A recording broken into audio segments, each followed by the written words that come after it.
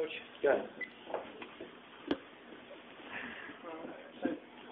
Welcome back, but it's probably not quite the welcome back present you're hoping. No, we were expecting a better result. You know, we played hard, but you know, I thought the goaltender was the difference in the game. He made great saves, not a lot of rebounds. We had traffic at the net, missed some open nets, and didn't get any real puck luck tonight out of 66 attempts.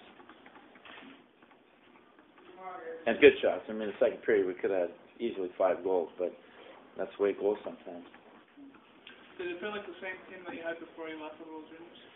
Well, I'm not sure. I've been gone for 3 weeks and no opportunity to work with them. So, you know, it's not like starting over because Mike and Nick did a good job, you know, maintaining everything. But it is a little different.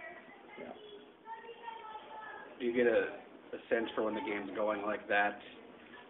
I mean, that really up until that last goal, you know, it was you were in it and trying to battle, tie it up. But I mean, when the game's going like that, and do you sense some frustration setting in with the guys when they're not able to get it in? No, not really. No, they pretty much stuck with it, and until, like you said, that third one went in. You know, the first shot goes into the game, kind of a weak goal, and you know, it didn't affect our play because we still had enough chances to, you know, score, and then it didn't go our way.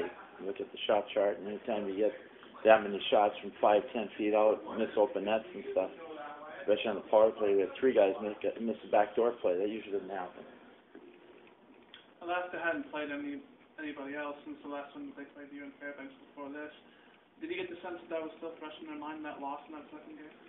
I don't think so. I think, you know, they had a whole week of practice in here, so there was no fatigue at all. You know, they had the luxury of being down here and training in this facility and everything. So it was good for them, you know. So it was, you know, when you go up there, usually it's a long, long day of travel, and they didn't have that, and it showed. They were a better team tonight than they were up in their own arena.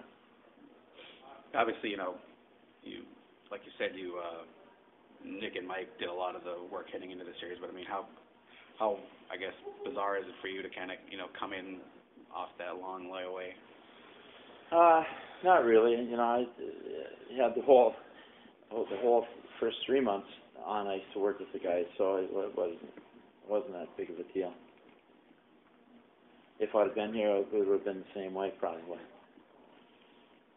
How do you stay positive after a result like this? Especially, I mean, you have to have on some level, you have to think that, you know, the schedule coming up is pretty grueling. You have to look at tomorrow's next. Well, we have to take advantage of our home ice in our home games. We got to be better tomorrow night, and it puts more pressure on to win. Usually, you tell the guys, you know, they work hard, and the wins are going to take care of themselves. But they didn't tonight. They worked hard, and they didn't get any points out of this. And tomorrow, it puts more pressure on them that we need points. Kind of like just up in Alaska, the same way. We got beat on Friday night, came back, and we're the better team on Saturday.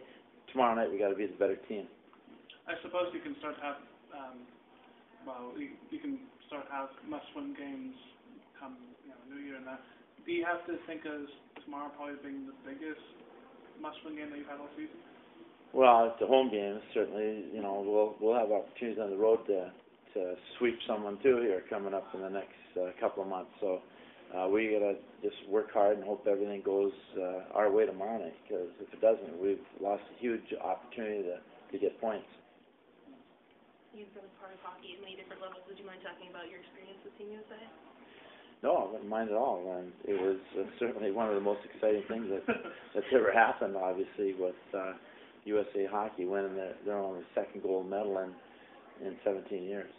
So, you know, it's pretty neat that we were able to have a training camp out in Lake Placid and then in North Dakota again, get our team cut down to 22 and then go up there and have a tough schedule because when we crossed over in that medal round, we had to beat Finland, Sweden, and Canada, 3 of the toughest teams in the world at any level, and we found a way to do it. How intimidating was the atmosphere there?